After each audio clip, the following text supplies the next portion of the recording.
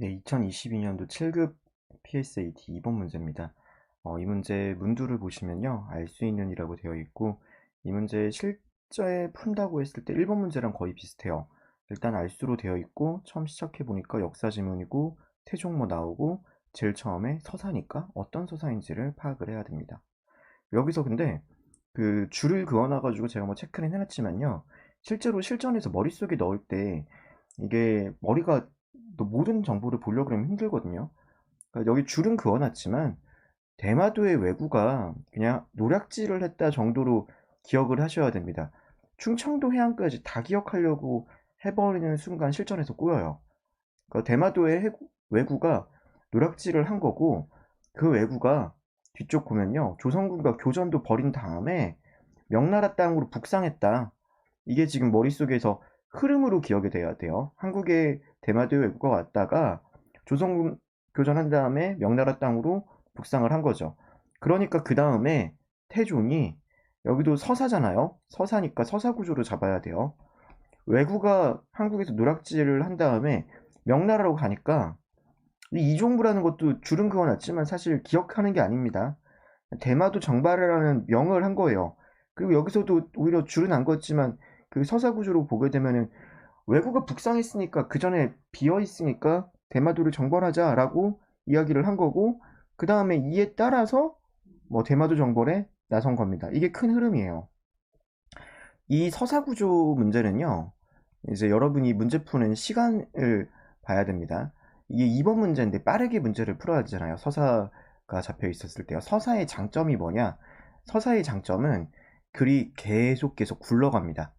글이 계속 굴러가가지고 처음에 있는 내용이 뒤로 이어지고 뒤로 이어지고 뒤로 이어지는 건데, 선지에서 앞뒤를 연결하는 게 그렇게 엄청나게 쉽지는 않아요. 그 덩어리 사건 하나가 굴러가면서 하나의 덩어리가 끝났단 말이에요. 이게 장면이 어떤 장면이죠? 이종무가 대마도 정벌에 나가는 장면인 거예요. 씬 자체가 이종무가 대마도 정벌에 나가는 그 상황이기 때문에 이 정보가 막 다른 정보랑 결합해가지고 만들어지는 게 아주 쉽지는 않습니다. 그래서 뭐 이런 글 같은 경우는 글 덩어리가 세 덩어리거든요. 한 절반 정도 본 다음에 뭐 끊어가지고 선지로 보는 게 실전 풀이에 더 유용합니다. 그런 풀이 한번 하셔도 좋을 거예요. 두 번째 문단을 읽으면서 여기서 읽을 때 중요한 거는요. 이제 여기 글을 흐름을 보세요. 대마도 정벌에 나선 거고, 여기는 뭐다? 대마도를 실제로 정벌하는 곳인 거죠. 그러니까 거기에 어디에 아소만이 있었다, 두지포가 있었다, 이런 거 전혀 중요하지 않아요. 이종무가 어떻게 정벌을 했냐? 이종무가 그 중에 어떤 지역을 공격한 후 귀순 요구하면 대마도가 응할 것이라고 생각한 거죠. 그리고 여기서 끊진 않았지만 끊어가지고 계획대로 앞에 있는 게 이곳에 해당하겠죠. 그거를 볼 필요가 없는 거예요. 글을 연결해서 그냥 그렇구나라고 제가 지금 이야기 드린 대로 텍스트를 읽어야 됩니다. 실제로 읽는 방식이에요. 계획대로 기준을 요구했어요. 그럼 여러분들 그래서 뭐 봐야 된다고요? 이런 접속사 봐야 돼요. 하지만 들어간 다음에, 하지만 본 다음에 기준 요구한 걸 어떻게 했느냐? 반응 보이지 않았다. 이게 포커스인 거죠. 반응을 보이지 않은 겁니다. 반응을 보이지 않았으니까 그 다음에 어떻게 했냐? 사로잡아 버리겠다라고 생각을 해서 이제 병력 상륙시켰다. 상륙도 중요한 게 아니에요. 사로잡겠다라고 시도한 거죠. 그러면은 제가 소설을 비유하면요. 사로잡기로 마음 먹었어요. 그 다음에 결과는 성공했는지 실패했는지가 중요하잖아요. 중요한 거는 패했다가 이어지는 거죠. 패했다가 이어지는 거고, 그 다음에 그 뒤에 보면은 뒤쪽에 어떻게 했냐? 패해서 그냥 돌아온 거죠. 이 지역 하나하나를 다 기억하려고 하면 절대 안 됩니다. 실전풀이에서요. 그냥 지금 실전에서 글을 연결 시켜가지고 글을 읽어 나가는 거예요. 자, 그러면은 이 정도 읽었다. 그러면 글의 흐름이 어떻게 되는 걸까요? 대마도 정벌에 나가는 상황. 대마도 정벌의 최초의 상황이란 말이에요. 그 다음에 뒤쪽에 그 이종무가 견내항으로 돌아온 이후 태종이 뭐 다른 보고를 받아서 다시 그 이후 내용이거든요. 그 내용 이후기 때문에 여기서 일단 한번 끊어지는 거죠. 한 번에 최초의 이종부가 최초 대마도 정벌에 나간 다음에 그 실패로 돌아오는 상황입니다. 그러면 그거 위주로 선지 판단을 해보는 거예요. 여기까지 가지고. 이거 끊어읽기, 왜 끊어읽기를 하느냐? 문단 덩어리 다니까 명확하게 나뉜다라는 게 보이니까 시간을 좀 아끼기 위해서는 내가 선지로 가야 되겠다 생각을 한 거죠. 선지 1번 가게 되면은 해주 앞바다, 여기서 서술어를 보세요. 어떤 왜구가 요동반도를 향해 북상한 뒤 이종모의 군대가 대마도로 건너갔다. 이종모의 군대가 대마도 건너간 거 첫 번째 문단에 있었잖아요. 첫 번째 문단 보는 거예요. 해주 앞바다에 나타서 조선과 싸운 대마도의 왜구. 여기서 한국 누락질한 건 여기고 충청도에 누락질을 했다고 하고 그 뒤에 이때 황해도 해주 앞바다를 확인을 하는 거죠. 그래, 이 대마도 있었다. 이게 요동방도로 북상하는 거구나. 맞구나. 여기 맞고 여기 맞고 여기 맞구나. 그 다음에 이종무의 군대가 대마도로 넘어갔다. 이거 맞구나. 정답 1번이구나. 이렇게 여러분들 풀어주셔야 합니다. 선지 2번. 조선이 왜구의 본거지인 대마도를 공격하기로 하자 명예 군대도 대마도까지 와서 정벌에 참여하였다. 일단 대마도 정벌했던 1차 정벌까지 공격하기로 한 거에서 명예 내용이 있었나요? 없었습니다. 세모죠, 세모. 왜 안 읽은 부분에 있을 수도 있으니까요. 일단 하지만 세모입니다. 이종무는 세종이 대마도에 보내는 사절단, 지금 사절단 내용 안 나왔어요. 역시 지금에 있는 내용 가지고는 맞고 그르고 판단하지 못해요. 태종은 대마도 정벌을 준비하였지만 세종의 반대로 뜻을 이루지 못했다. 역시 우리가 읽었던 거에서 세종 반대했던 내용 안 나와 있습니다. 조선이 대마도주를 잡기 위해 상륙했다. 패배한 곳은 견내량이다. 이제 이거는 상륙한 곳은 볼 수 있네요. 상륙한 거 이제 확인하는 거예요. 상륙. 두 번째 문단으로 가서 어디? 니로라는 곳에 상륙했고 군사를 거두어 돌아온 것이 거제도 견내량이네요. 아니구나 라고 보면 되는 거죠. 자, 이게 여기까지가 실전풀이입니다. 왜 이렇게 두 번째 문단만 보고 글을 끝냈다고요? 글이 서사형 글로 나와 있고 덩어리 문단별로 무엇을 이야기하는지가 너무 명확해서 그렇습니다. 그 다음에 이제 세 번째 문단으로 가가지고 글을 추가적으로 읽어주면 되는 거죠. 자, 이거는 그냥 사후적 문제풀이입니다. 뒤에 보게 된다고 하면은 이제 견내량으로 돌아온 다음날을 해요. 다음날. 역시 서사 구조가 잡혀야 돼요. 다음날이고 이번에 태종은 이제 여기서도 이 태종이 이 덩어리를 쭉 본 다음에 여러분이 글이 익숙하려면요. 북상했던 왜구라는 게 여기 위에서 잡혀야죠.